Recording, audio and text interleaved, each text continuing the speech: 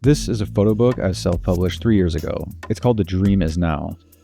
It was conceptualized as a book first, but it eventually developed into a show, which was hosted at Park Street Studio in Bushwick, Brooklyn.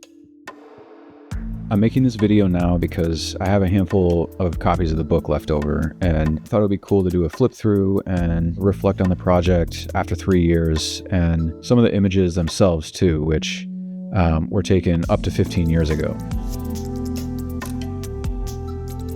The premise of this project was to blend together images that I made in my personal life or my personal practice as a photographer with other images that I made while on the road in my professional life as a cinematographer shooting documentaries. The title of the project, The Dream Is Now, is really just about being present. It's about trying to relish in what is in front of you in the moment before it passes. I did this project during a confusing time in my life, and I had a difficult time trying to figure out exactly what it was. In some ways, it kind of feels like a failure, and looking back at it is a little bit painful, if I'm being honest. It just feels unfinished or something. But I was really proud of the show, and the truth is that the book has some of my favorite pictures I've ever taken.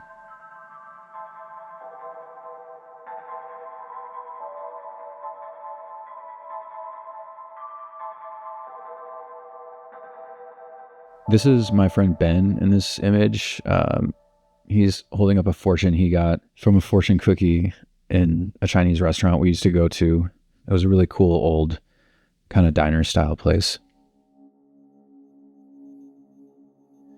This is one of my favorite sequences in the book. The portrait on the left is two young girls in Nairobi, Kenya, in their sort of school uniforms. And I just love the portrait. It just kind of has this light touch about it, and the expressions on their faces are really ambiguous in a way that I think is really interesting. I paired it with this image on the right for the obvious reason of the colors kind of doing something nice together. This was a summer evening in the East Village. The light was just hitting the smokestack, just kind of a quintessential New York moment.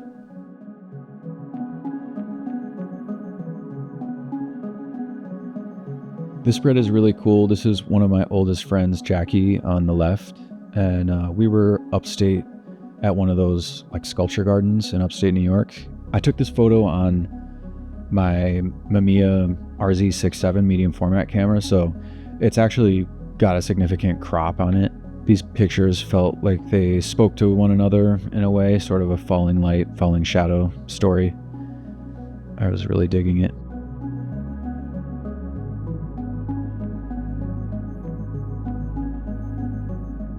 This picture was taken in the Central Market in Leon. It's kind of got this spooky thing about it, but it was also really playful. I think this was like a fruit stand or maybe some kind of pop-up beauty parlor. I can't remember exactly, but I just like pictures that feel kind of haphazard and accidental, and this picture has always stuck with me. The kind of photography I like to do, it generally happens very unexpectedly, usually on the go, and the art really happens in the editing process when the images can talk to each other and have a conversation and eventually string together an idea.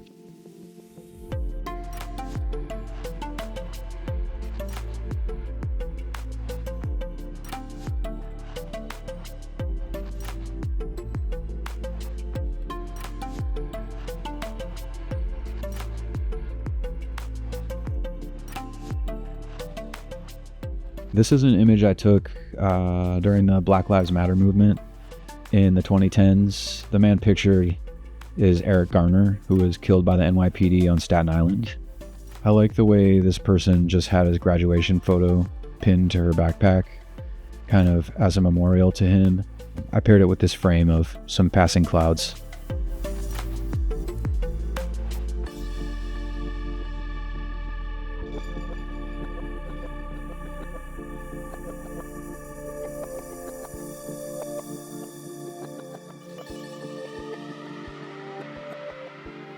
This photo was a part of a series I did that ultimately ended up in Vice magazine.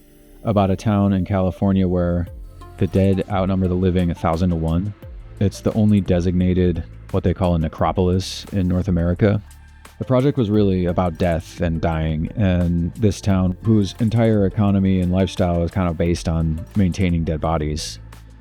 I spent about 10 days there photographing people and interviewing people, and this picture in particular, I was just drawn to the way that the hard light was being cast over this guy's body and sort of rendering him in and out of the photo.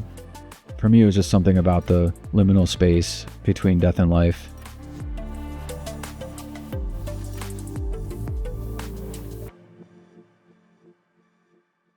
This is a theme that I'm always going back to, just the not so subtle iconography of contemporary American politics. It really just speaks for itself.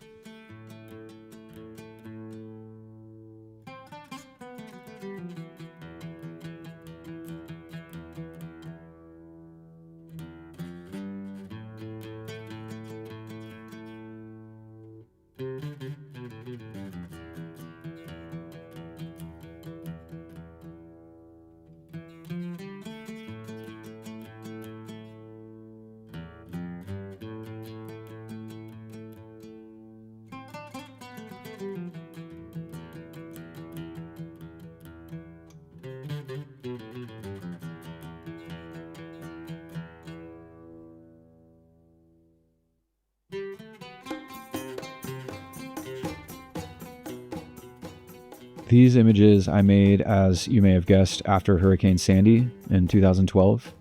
I went out to the Rockaway Peninsula and walked around. It was really quite something to see the damage that the peninsula suffered. This I really sort of consider one piece, even though it's kind of like a collage. I love photographing scribble and graffiti and other kinds of markings in public spaces. I feel like you can learn a lot about what's bubbling under the surface of a place or of a culture. And this image on the left, I feel like kind of has this sort of badly damaged but peaceful quality, which is a feeling I really remember about this time in New York.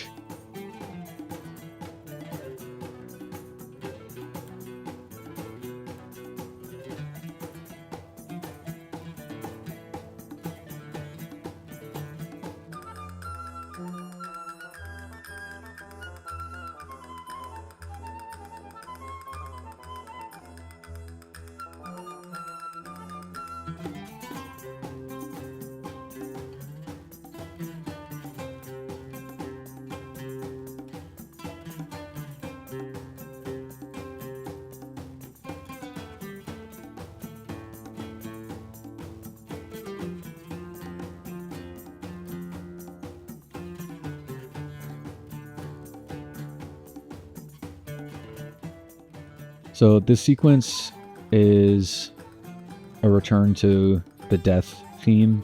The image on the left, this llama, I can't remember where I took this. I think it was in Michigan on a farm somewhere, but just a really funny image. And on the right is this guy's tattoo. And I took this picture while I was shooting. I was working on a CNN documentary series, and it was one of those grisly, almost like true crime series, and we were interviewing the parents of a victim of a serial killer. And this man got this tattoo to commemorate his daughter who was murdered by this serial killer. And it was really just an upsetting story, honestly. But I really liked his tattoo, so I photographed it. This picture is from the Vice magazine series. This gentleman was by himself mowing the lawn of the gravestone where his wife is buried. I've always been drawn to this image because it fits neatly into this theme that I think is present throughout the book and a lot of the pictures that I like to take, which is activities that human beings engage in to kind of manage or mitigate or soften the experience of being alive, and all of the distressing and difficult and sometimes awful things that can happen in the human experience. I think that's what this was about for this gentleman. Him mowing this grass was a routine, a ritual that he engaged in for that reason. It's just a picture that I really love. My friend Josh actually has this print hanging in his house that he got from the show.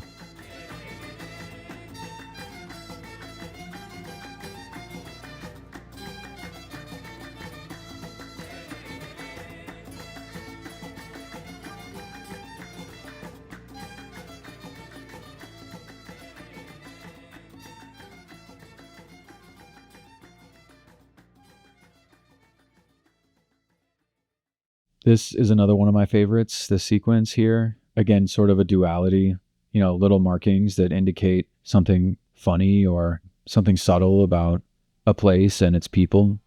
The image on the right was taken also in Far Rockaway. The owner of this 20 or 30-year-old camper is poking fun at the fact that, his camper is not that.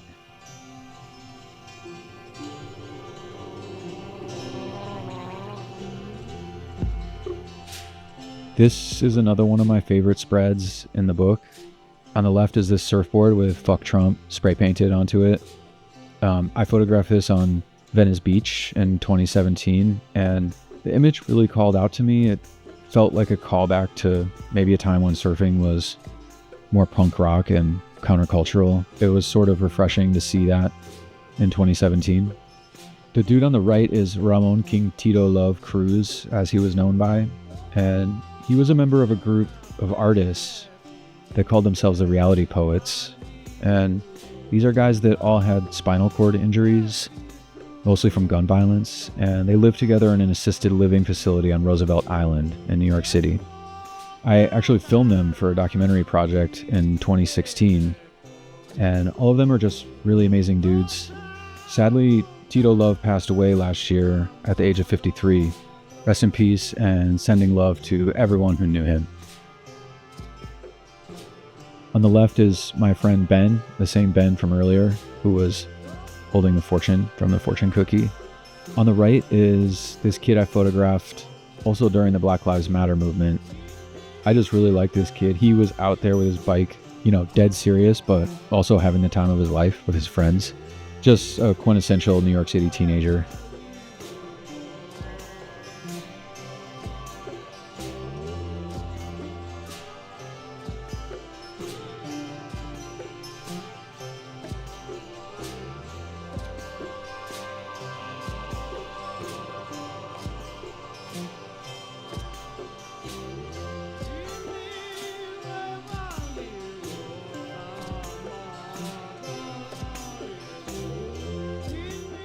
So this spread also has a story attached to it. The image on the right was taken, I think it was in 2017, after Hurricane Harvey kind of devastated Houston.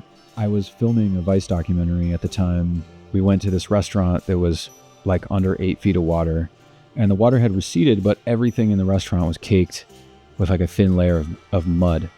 And somebody had painted into the mud Harvey to mark Hurricane Harvey. And they just painted it with their finger, like a finger painting that kid would do. Again, just a moment of playfulness in the midst of so much destruction. It really spoke to me. This is Jared from the Black Lips, one of my favorite bands of the time.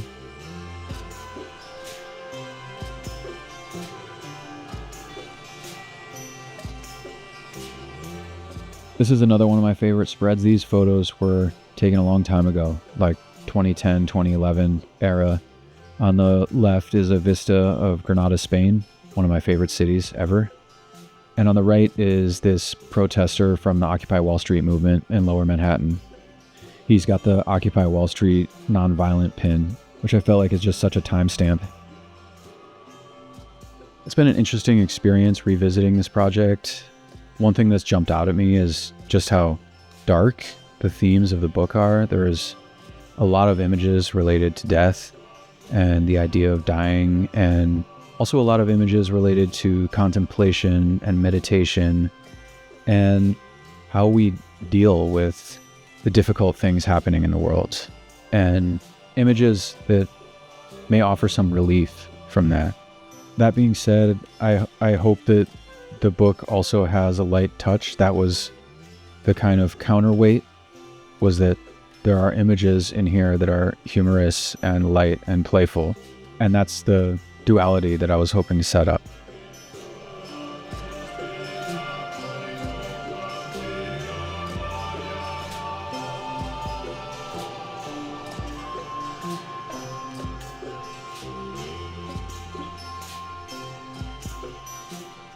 I have a bunch of these prints available from the project. If anybody wants one, just drop a comment with your contact info and I can reach out. I would love to see these pieces find a home. I hope you enjoyed the flip through, and also let me know if you want a book. All right, peace.